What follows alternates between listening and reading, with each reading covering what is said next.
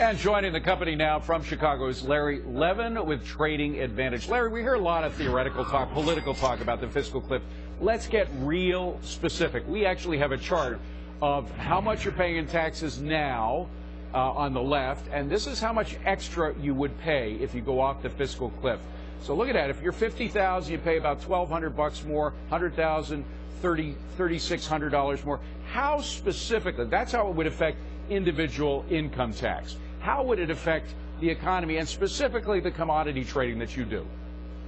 Well, it's for the stock indexes that I trade, the S&P, the Dow Jones. Those markets, I think, will take a very large hit. In fact, a good example of that would be what we saw about a week and a half ago when we saw the Republicans come in with that vote and then end up not taking the vote at all. We saw the S&Ps lose about 30 handles overnight. Got a lot of that back, right, because everybody thought that they'd go back and they'd talk again. But I think, that's a really good example, right, a little bit of foreshadowing, if you will, of what's going to happen to the market if we go over that fiscal cliff. If we get beyond that point where they don't make a deal, I think the markets will take a very large hit. We'll certainly see the S&Ps below 1,400, and we'll certainly see the Dow a lot lower than it is right now. And I think traders who have been long these markets looking for the Santa Claus rail, they're not real happy about that.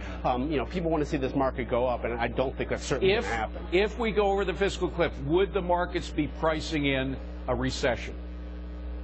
I think they would. I think they'd be certainly pricing in a very good chance of a recession. And just, as you know, it's that self-fulfilling prophecy. If people all agree on the same thing happening, that's a big issue. And I think we'll certainly see that as a result in what happens in the market. Psychology of the markets. It's a real thing. All right. Thank you, Larry. Good to see you.